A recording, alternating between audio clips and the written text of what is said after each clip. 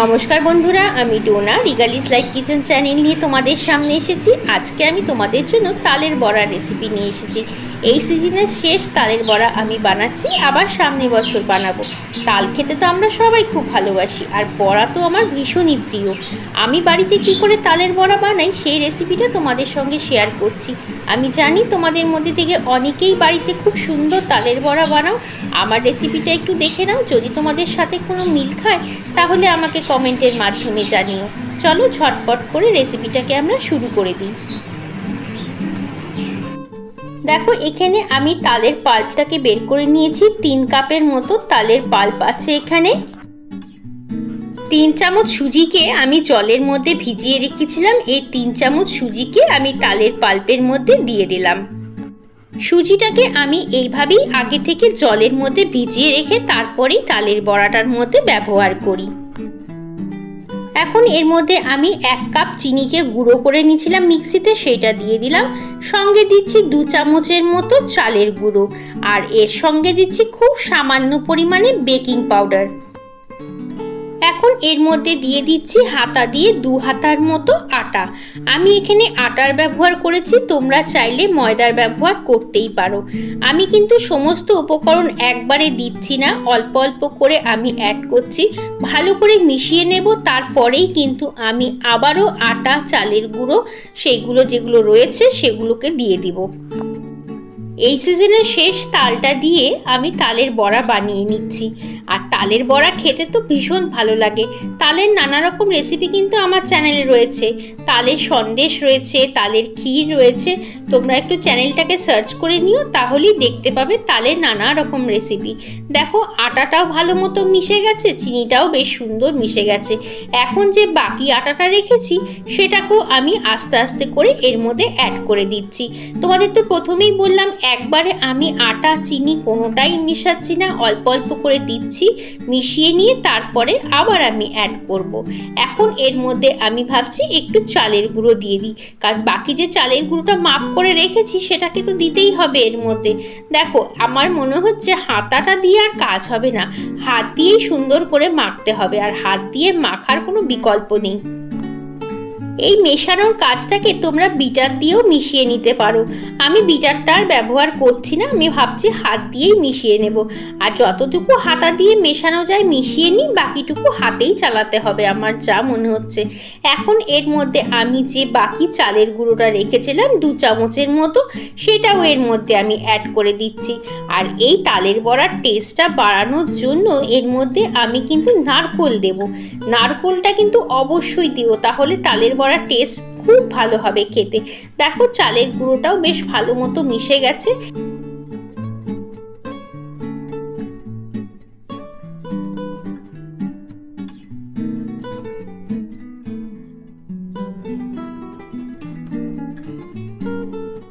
তালের বড়াটা যাতে আরও ভালো হয় খেতে, সেই জন্য এর মধ্যে আমি খুব সামান্য পরিমাণে 1 চিমটির মতো বেকিং সোডাও দিয়ে দিচ্ছি। বেকিং সোডাটা দিলে কিন্তু তালের বড়াটা ফুসফুসে হবে। এখন আমি এর মধ্যে 4 থেকে 5 চামচের মতো নারকোল কোড়া দিচ্ছি। নারকোল কোড়াটা কিন্তু অবশ্যই অ্যাড করতে হবে। যদি নারকোল কোড়া না থাকে তাহলে ডেসিকেটেড কোকোনাট যদি ঘরে থাকে, মানে শুকনো নারকোল, সেটাও তোমরা এর মধ্যে অ্যাড করতে পারো।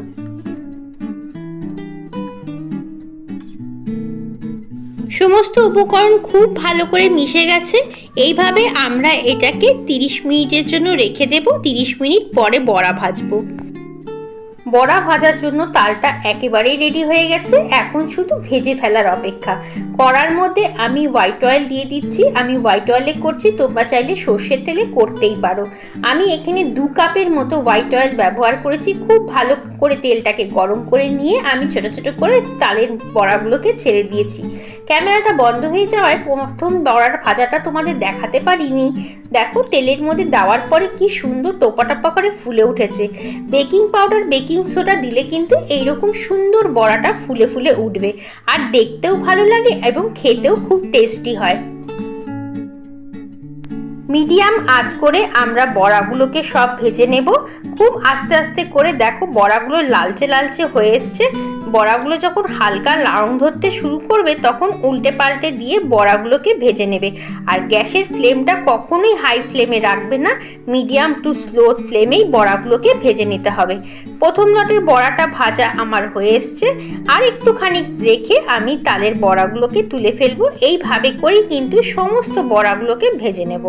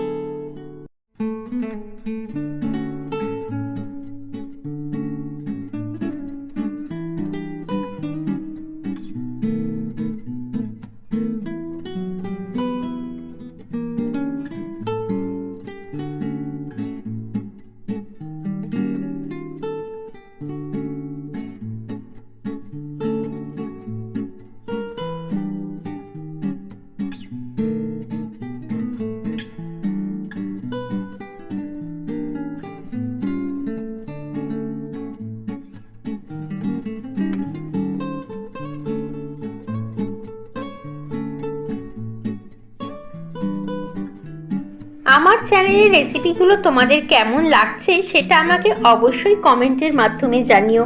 ফেসবুকে ডোনা চক্রবর্তী বলে আমার একটা পেজ আছে, এছাড়াও রিগালিস কিচেন বলেও কিন্তু পেজ আছে, তোমরা চাইলে সেখানে ফলো করতে পারো।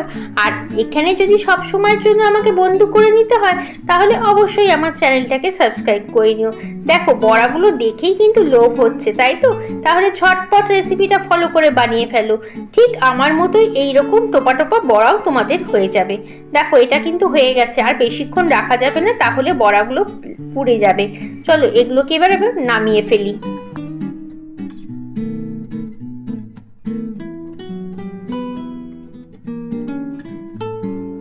এই দেখো সমস্ত বড়া কিন্তু ভাজা হয়ে গেছে আমার।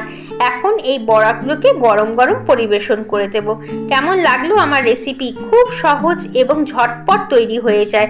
আশা করছি তোমাদের রেসিপিটা ভালো লেগেছে। চলো তাহলে এবার এটাকে গরম গরম পরিবেশন করে দিই, তারপরে তোমাদের সামনে আবার আমি ফেরত আসছি। এই দেখো তৈরি হয়ে গেছে গরম গরম তালের বড়া। ভীষণ লোভ লাগছে জানো তো, বাড়ির লোক সবাই বলছে তালের গন্ধে একেবারে মোমো করছে। তোমাদের কেমন লাগলো আমার রেসিপি? যদি ভালো লাগে অবশ্যই লাইক কমেন্ট শেয়ার করো। নতুন বন্ধু যদি হয়ে থাকো বা আজকেই প্রথম চ্যানেলটা দেখছো তাহলে অবশ্যই চ্যানেলটাকে সাবস্ক্রাইব করে পাশে থাকা বেল আইকনটা টিপে রেখো, তাহলে আমি যখনই ভিডিও আপলোড করব তার নোটিফিকেশন তোমাদের কাছে পৌঁছে যাবে। চলো তাহলে আজকের মতো বিদায় নিচ্ছি, আবার আসবো অন্যদিন অন্য একটা সুন্দর রেসিপি নিয়ে। ততক্ষণ তোমরা সবাই ভালো থেকো এবং সবাইকে টাটা।